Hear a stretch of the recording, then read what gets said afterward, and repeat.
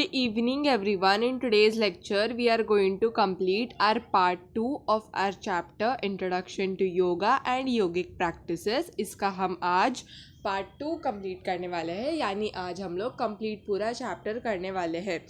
As in हम लोग पूरा चैप्टर डिटेल में पढ़ेंगे, उसके कुछ क्वेश्चंस भी करेंगे लेक्चर के एंड में।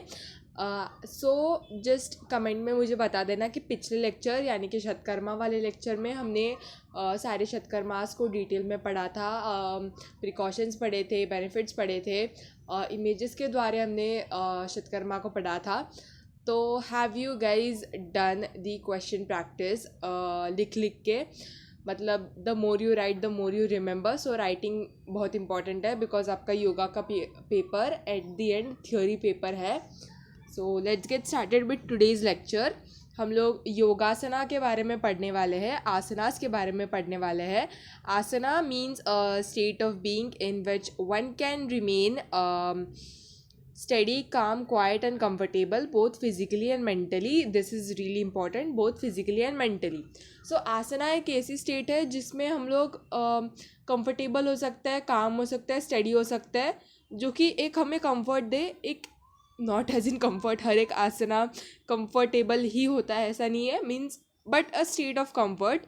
सो योगा सूत्रास ऑफ पतंजलि में स्थिरम सुखनम आसनम दिया है, एक कोट है ये, which means a position which is comfortable and study. स्थिरम सुखनम आसनम ये आपको याद रखना है बिकॉज MCQ टाइप क्वेश्चंस में या फिर शॉर्ट आंसर टाइप क्वेश्चंस में इसका मतलब भी आ सकता है, या फिर क्वेश्चन में आ सकता है हाउ डिड पतंजलि सूत्र और describe asana, like this question could come, right? So yoga sutras of Patanjali के द्वारा ये दिया गया था। एंड ह्यूमन बॉडी बहुत सारी ऑर्गन्स और टिश्यूज से बनी हुई है। 3 कंडीशंस जो कि ह्यूमन बॉडी को हेल्दी बनाती है: constant supply of adequate nourishment to the endocrine glands and other tissues, मतलब एक कांस्टेंट सप्लाई होना चाहिए, नरिशमेंट हर एक टिश्यू और ऑर्गन तक पहुंचनी चाहिए।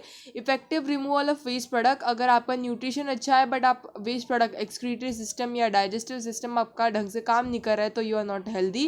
And proper functioning of all the nerve connections, आपके सारे nerve connections properly they should be function.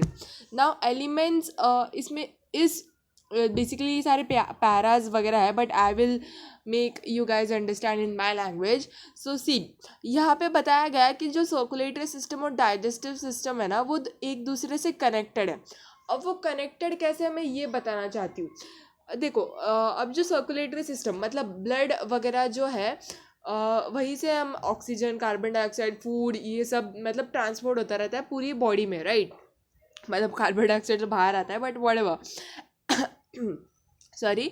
And जो एक्सक्रीटरी सिस्टम है दैट या फिर डाइजेस्टिव सिस्टम है, सॉरी डाइजेस्टिव सिस्टम है, उससे क्या होता है कि मतलब अगर हम फूड वगैरह भी खा रहे हैं तो दैट मतलब वो कितना पावरफुल है। आप मतलब अगर आपके पास मतलब फूड आया भी है, you are eating really healthy nutritious food, but आपके डाइजेस्टिव सिस्टम में कितनी पावर है उस वो सारे गुणों को ऑब्जॉर्ब करने की, that is really important. Elements necessary for the nourishment of the tissues are carried to them through blood. As I said, सारे जो मतलब है हमारे बॉडी में यहाँ से वहाँ ट्रांसपोर्ट कौन करवाता है? Blood. This supply of nourishment depends, हाँ दिस इज़ इम्पॉर्टेंट, जो सप्लाई ऑफ नरिशमेंट है वो 2-3 चीज़ों पर डिपेंड करता है: quality and quantity of food और power of digestion and absorption digestive system का। So this is important. In what way the excretory system and digestive systems are interconnected, this system can be kept in a discipline manner through cultural poses. अब हम लोग basically मतलब इतना depth में नहीं आएगा but ऊपर ऊपर से आपको पता होना चाहिए ये सब। आगे टॉपिक्स है विच आई टेल, जो बहुत रिपीटेड हुआ है पिछले सालों में CBSE में, so I just tell you. But हाँ, ये जो पूरा अगर चैप्टर आपके यूनिट टेस्ट में वगैरह आ रहा है तो मे बी क्वेश्चन आ सकते हैं इन डेप्थ, बिकॉज हर एक कॉलेज एंड हर एक स्कूल्स के अलग अलग प्रेफरेंसेस होते हैं। बट या जो CBSE के द्वारा most repeated topics and question है, I will let you know when the slide comes. Now this this is like asanas like Bhujangasana, Salabhasana, Paschimottanasana, Ardha Machendra Asana, Yoga Mudra help to keep our digestive system function by हाँ मतलब this is like very basic. ये सारे आसनास हमारी body को मतलब help करते हैं, हमारे एब्डोमिनल मसल्स को स्ट्रॉन्गर बनाता है, ज़्यादा इलास्टिक बनाता है. और आसनास, ये जो आसनास है वो हेल्प भी करता है हमारे जो ऑर्गन्स हैं उनको उनके जगह पे रखने में, और उनकी प्रॉपर फंक्शनिंग में भी हेल्प करता है, और हमारे बॉडी से वेस्ट प्रोडक्ट्स निकालते हैं. So these asanas are really beneficial. अब MCQ में आ सकता है कि Shalabhasana helps to keep them more strong and elastic. Shalabhasana क्या करता है, इसके ऊपर आ सकता है क्वेश्चन, ज़्यादा नहीं बट या MCQ में you can find. Anulom Vilom pranayama helps to improve our lung capacity. It's very basic knowledge के मतलब अगर अनुलोम विलोम एक प्राणायाम है तो वो क्या हेल्प करेगा, इंटरनली ब्रीदिंग एंड लंग से ही रिलेटेड होगा. सो या it improves our lung volume capacity. Functioning of all the organs and tissues are regulated by the nervous system. Yes, as I said. And asanas are found to be capable of preserving the health of the brain. Yes. अब जो आसनास है वो दोनों systems के लिए beneficial है, autonomic nervous system के लिए भी एंड पेरिफेरल नर्वस सिस्टम के लिए भी. बिकॉज ऐसे बहुत सारे आसनास हैं जो विच रिलैक्स योर माइंड, सर्कुलेशन बढ़ाता है, आपकी फ्लेक्सिबिलिटी बढ़ाता है, कंसंट्रेशन इंक्रीज करता है. तो या in turn they help in everything. Now precautions during practice of yogic asanas. Now this is important because ये एक बेसिक नॉलेज है. सो इससे क्वेश्चन आ सकता है. योगिक आसनास को आपको बस हाँ आपको पता है कि योगा ऐसे करता है वैसे करता है. It's not like that. आपने कहीं किसी को देखा है वो आसन प्रैक्टिस करते हुए तो डायरेक्टली यू कांट जंप कि हाँ ये ऐसे करते हैं आसन. It's not like that. आपको स्टेप वाइज जाना पड़ता है, वरना अगर आप कोई जर्क से कोई आसन करते हो या ऐसे बड़े कॉन्फिडेंस में कर देते हो आपकी कोई हड्डी वड्डी ना टूट जाए. सो आपको प्रॉपर गाइडेंस के साथ करना चाहिए, किसी एक्सपर्ट के, योगा ट्रेनी के. तो यस, आसनास मतलब slowly and without jerks perform करने चाहिए, और आपको उतने ही कैपेसिटी तक करने चाहिए जितनी आपकी बॉडी अलाउ करती है. यू शुड देखो, if some asana is there and वो फ्लेक्सिबिलिटी का आसन है, you are trying to stretch, भाई just don't right. If your body is not at that time, आपकी बॉडी उतनी फ्लेक्सिबल नहीं है, but with time, with consistency, with discipline आपकी body भी पॉजिटिव वे में रिएक्ट करेगी. Practice should be done in clean, calm and well ventilated place with normal breathing through the nose. Yes, artificial air avoid करनी चाहिए. एक खुली जगह पे you should perform. एक calm mind के साथ perform करना चाहिए. जगह अच्छी होनी चाहिए, साफ़ होनी चाहिए, कीड़े मकोड़े ज़्यादा नहीं होने चाहिए. अब सीक्वेंस पढ़ेंगे हम लोग. दिस इज़ इम्पॉर्टेंट, इसको मार्क कर लेना. Sequence, Shatkarma, asanas and pranayama. MCQ में सवाल आ सकता है what should be the sequence, and MCQ में 4-5 ऑप्शंस देंगे. So this is the correct. Shatkarma, फिर आसनास, फिर pranayama. Concentrate on the effect of asanas body and mind पे. यस, बॉडी एंड माइंड पे उनका प्रभाव होता है. Now important aspect of asana practice, this is important. सी, जो मेरा CBSE बोर्ड का पेपर था उसमें क्वेश्चन केम, XY नाम दिए थे. they were running in the garden, they saw old people doing yoga, so they also thought to join the yoga, to join them. Now tell them do's and don'ts while performing the yoga. या फिर tell them हाँ this question was there. या फिर question मेरे pre boards में आया था, suggest them a proper routine. And unit 1 में हमारे मतलब सेट्स आए थे अलग अलग, तो सेट किसी एक सेट में आया था कि इम्पॉर्टेंट एस्पेक्ट क्या होने चाहिए एक बिगिनर को योगा प्रैक्टिस करने के लिए. So it can come in various forms. तो आंसर तो बहुत सिंपल रहेगा. टाइम का बात की जाए तो टाइम अर्ली मॉर्निंग बेस्ट है. और अगर आपने कोई मील वगैरह लिया है उसके 4 घंटे तक आपको कोई आसना, मुद्रा, प्राणायाम प्रैक्टिस नहीं करना चाहिए, बिकॉज आपकी बॉडी में like you have food in your stomach, right? So you should not practice these asanas, mudras or pranayamas. Please, as I said, well ventilated, open and no artificial air. Proper natural air, ताज़ी हवा होनी चाहिए। Duration आसनास का ये important है, ये मेरे MCQ में आया था। आसनास के लिए 45 मिनट्स डेली होना चाहिए, pranayama 15 to 20 minutes and kriyas about 30 minutes. ये फॉर अ हेल्दी पर्सन है। एनसीईआरटी में एक मतलब लाइन दी है, duration for a healthy person, and उसके बाद these 3 are given. Now restricted conditions, देखो अगर आपकी कोई सर्जरी वगैरह हुई है तो उसमें आपको you should not practice, and आपको तभी चालू करना चाहिए जब आपके एक्सपर्ट ने आपको मंजूरी दी गई हो, ठीक है। अब लिमिटेशंस फॉर वुमेन, ये भी आ सकता है कि वुमेन्स के लिए योगा में क्या लिमिटेशन है। ऑफ कोर्स एक तो प्रेगनेंसी हो सकता है और एक तो मेंस्ट्रुएशन हो सकता है, वरना कोई रोक नहीं सकता। सो यस, अब्डोमिनल प्रेशर वाली जो आसन है उनको अवॉइड करना चाहिए, बिकॉज प्रेगनेंसी के फर्स्ट 3 मंथ्स वैसे ही रिस्की होते हैं, एंड ऐसे आसन फॉलो मतलब परफॉर्म नहीं करने चाहिए। एंड मेंस्ट्रुएशन में भी आसनास अवॉइड करना चाहिए, बिकॉज लाइक बहुत हैवी फ्लो होता है, तो कुछ आसन्स है आई गेस मेंस्ट्रुएशन में भी, बट या ऐसे भारी भड़कम आसन अवॉइड करने चाहिए ना। हम लोग एक मेजर टॉपिक की तरफ बढ़ रहे हैं, types of asanas. Supine line, pro line, sitting and standing, ये सारे बहुत इंपॉर्टेंट है। ये इनके एग्जाम्पल्स तो भाई आपके फिंगर के टिप्स पे होने चाहिए, बिकॉज ये आपको बहुत कंफ्यूज करेंगे, इनके एग्जाम्पल्स भी आपको बहुत कंफ्यूज करेंगे।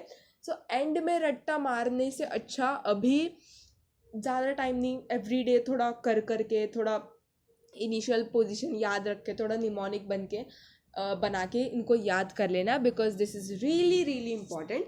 एंड बीच बीच में ऐसे 1-2 क्वेश्चंस बताते भी रहूँगी मैं अपने लेक्चर्स में, सो प्लीज़ सुनने के साथ साथ थोड़ा स्क्रिबलिंग करना, नोट्स वगैरह लिखना।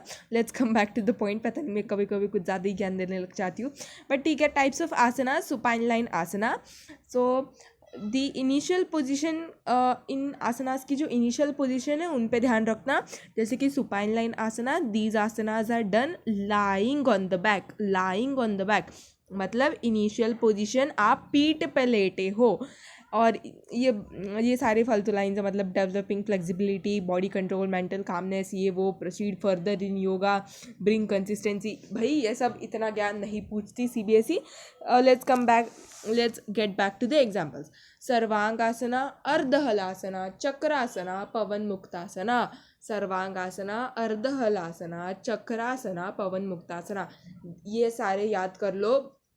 एंड गूगल से और भी कोई 36 होंगे तो उनको भी याद कर लो, बिकॉज बहुत इंपॉर्टेंट है। मैं बता रही हूँ, मैंने मेरे प्री बोर्ड में एक यहाँ से वहाँ कर दिया था आसन, एंड मेरे भाई जो योगा सर है उन्होंने मुझे, जो 2 महीने बचे थे मेरे उस कॉलेज में, इतना मेरे को ये बोला है, हाँ बेटा ये आसन ऐसे होता है, हाँ बेटा ये आसन तुमने ऐसे लिखा था पेपर में, ये तो तुमने प्रो लाइन में लिखा था ये आसन, जबकि ये आसन तो सुपाइन लाइन का था। भाई सर माफ़ कर दो मेरे को, बट ठीक है। नहीं यार, मैं क्यों भेजा रही हूँ, whatever. Pro line asanas, these asanas are done lying on the stomach, they improve alertness, strength and posture. The postures are opposite of forward banks and ये सारा लिख दो भाई, ये लिख दो। The posterior supine is extended bringing, हाँ this is important. Pro line पे हम लोग स्टमक पे लेटते हैं बेटा, स्टमक पे लेटते हैं, जैसे भुजंग आसना, सलभ आसना, धनुर आसना, नौकासना। भाई ये जो नौकासना है इसको देख लेना, ये मैंने 1-2 जहाँ से मतलब मैं रेफरेंस ले रही थी, वहाँ पे 1-2 जगह पे सुपाइन लाइन में भी नौकासना आ रहा था, तो नौकासना का देख लेना। बाकी मेरे को जितना याद है प्रो लाइन में ही आता है ये। Let's go to the sitting asana. इस मैं बता रही हूँ, सिटिंग आसन और स्टैंडिंग में इतना कोई नहीं पूछता, but supine line and pro line, because उनको पता है कि बच्चे कंफ्यूज होते हैं। सो slide number 9, slide number 10, really important. Let's get back to slide number 11. Sitting asanas, these asanas are practice sitting position. भाई तुम लिख दो पद्मासना, वज्रासना, अर्धमच्छेंद्रासन, योग मुद्रा, सिद्धासना। ये क्या है, तुम बैठ के ही तो कर रहे हो। पद्मासना ऐसे फोल्ड किए legs and you are just sitting, these are the sitting asanas. ये क्या है, स्पाइन इरेक्ट करते हैं, स्पाइन हमारी एक्सटेंड होती है, एक्सटेंडिंग पोजिशन में होती है, और प्राणायामा के लिए मेंटली प्रिपेयर करते हैं। स्टैंडिंग आसना, ताड़ासना, त्रिकोणासन, वृक्षासन, ये सारे आसन कैसे हम लोग खड़े होके कर रहे हैं। वी आर स्टैंडिंग, हम लोग सीधे खड़े हैं। सो हनुमान आसना, ज्ञान मुद्रा, यस, ये सारे स्टैंडिंग आसन्स है. These asanas done in standing position, they constitute the most basic of the training in the early stages of yogic practice. हम जब बिगिनर्स होते हैं तो हम पहले स्टैंडिंग आसनास से ही शुरुआत करते हैं. दे improve balance, strength, flexibility and stamina. It's very basic, guys. Now pranayama. Pranayama is a science which helps to regularize vital energy through the regulation of breathing. Pranayama, prana means life force and ayama मतलब control. Life force पे हमारा control. Pranayama बस इतना याद रखो लो, breathing से related है. Purpose क्या है कि हम हमारे ऑटोनॉमस नर्वस सिस्टम है, जो हमारे नर्वस सिस्टम है उन पे हम लोग कंट्रोल पाए और जो हमारी मेंटल स्टेट है उसको स्टेबलाइज करें. ठीक है.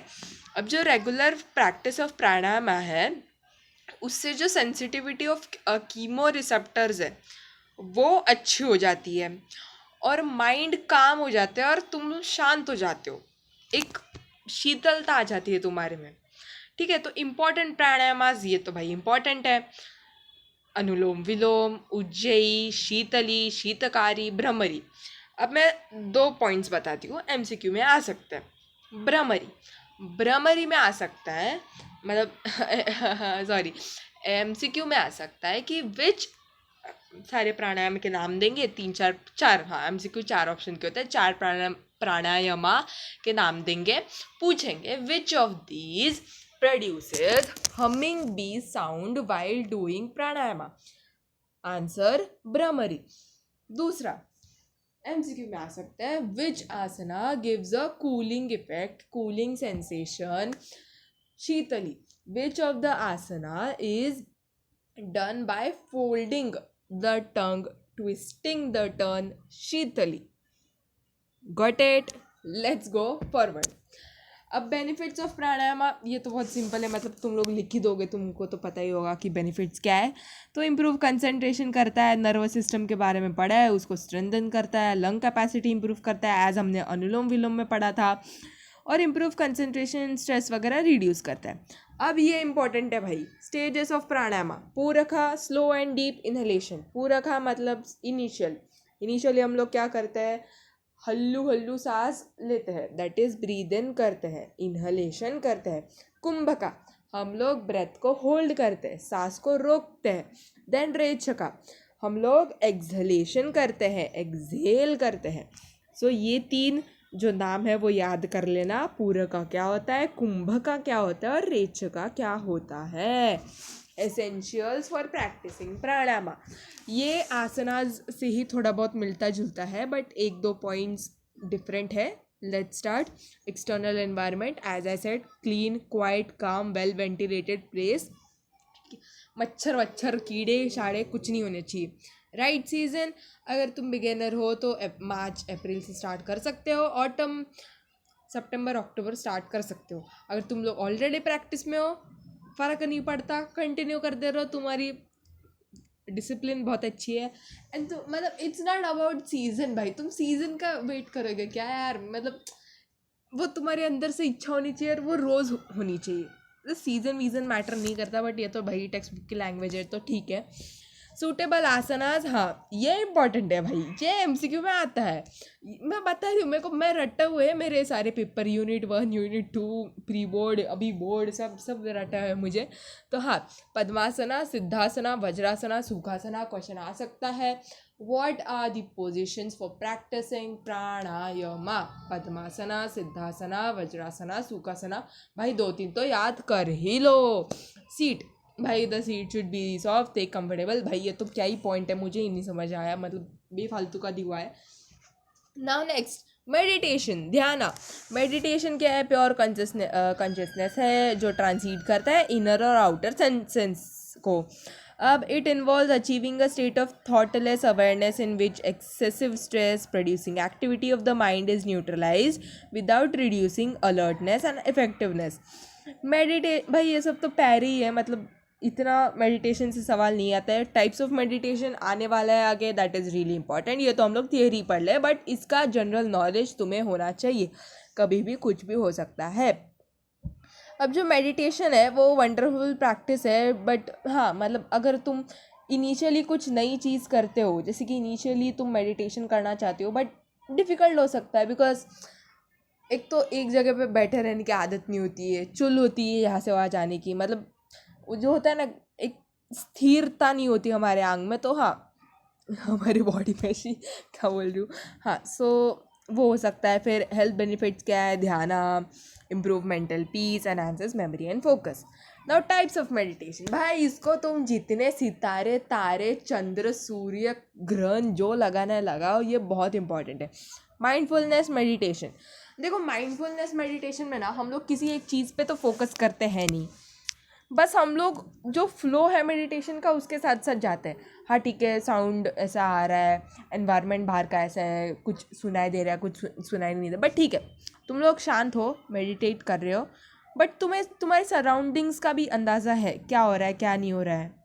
सो या it almost like a flow like type of meditation, not really focusing on one particular thing. Let your mind be aware of sound without becoming too focused, ठीक है। So as I said, mindfulness meditation में हम लोग किसी एक चीज़ पे तो focus नहीं करते हैं, बट या जो फ्लो है मेडिटेशन का उसके साथ जाते हैं। अब स्पिरिचुअल, स्पिरिचुअल सुनते ही हमारे दिमाग में आता है भगवान जी। So yes, based on the prayer and faith in God, and relaxing and rewarding होता है, इनर पीस देता है, डिवोशन आती है हमारे में, स्पिरिचुअलनेस जागती है। तो यस, अब फोकस मेडिटेशन, यस अब ये वर्ड है फोकस्ड मेडिटेशन, मतलब हम इसमें किसी एक चीज़ पे, एक साउंड पे, एक मंत्र पे फोकस करेंगे।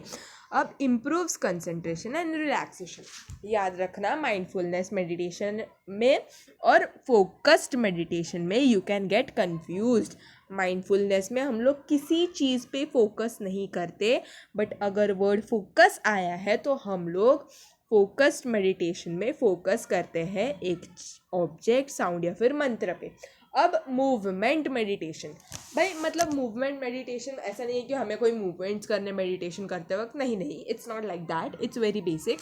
Focus on slow and gentle moves, sitting with your eyes close, मतलब आंखें बंद कर लो, नॉर्मल ब्रीदिंग रखो और कुछ ऐसे जेंटल रिपीटेटिव फ्लोइंग मूवमेंट्स करो, ज़्यादा कुछ तामझाम डांस वांस नहीं करना है वहाँ पे। ये क्या करता है बेसिकली, आपके बॉडी को रिलैक्स करता है और माइंड को शांत रखना, दैट्स इट। ज़्यादा कुछ एग्जाम्पल है नहीं इन सब में, बस तुम्हें याद रखना है, कीवर्ड याद रखो, उसको एक्सपैंड करो। मैं बता रही हूँ फिर से, माइंडफुलनेस और फोकस मेडिटेशन में कंफ्यूज हो सकते हो। अब last, mantra meditation, as the word suggest, repetition of a mantra. अब हमारे योगा में ना हम सबसे ज़्यादा जो रिपीट करते हैं वो है ओम, बहुत छोटा सा है, सिंपल सा है, याद हो जाता है, ज़्यादा कुछ ऐसा मंत्र वंत्र याद करने की नहीं ज़रूरत है, ज़्यादा संस्कृत वगैरह भी नहीं है, simple Om. So mantras are the words that are chanted loudly during meditation, and om is regularly used since it delivers deep vibration and easy भी है।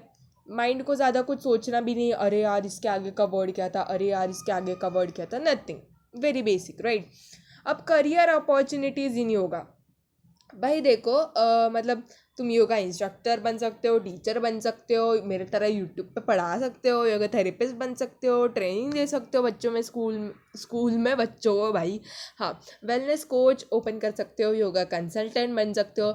मैंने I have seen social media का भी यूज़ कर रहे हैं बहुत लोग, मतलब एज इन इंस्टाग्राम पे भी देयर इज़ वन पेज, मैं नाम नहीं लूँगी, फुकट का प्रमोशन मैं नहीं करती, मतलब ऐसे नहीं, आई वॉन्ट मनी, बट ठीक है, हाँ देयर इज़ वन पेज जो विच मतलब हेल्प्स यू इन योगा, मतलब आपको कंसल्ट करता है, मतलब आई हैव सीन, मतलब लोग बहुत अच्छा यूज़ कर रहे हैं, मतलब योगा में भी बहुत करियर अपॉर्चुनिटीज़ है, तुम्हारे दिल में है तो सब हो सकता है बेटा।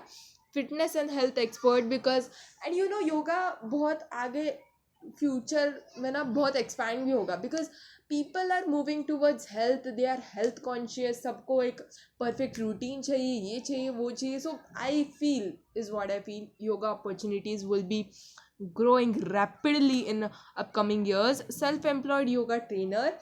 Ab, let's come to benefits of career in yoga.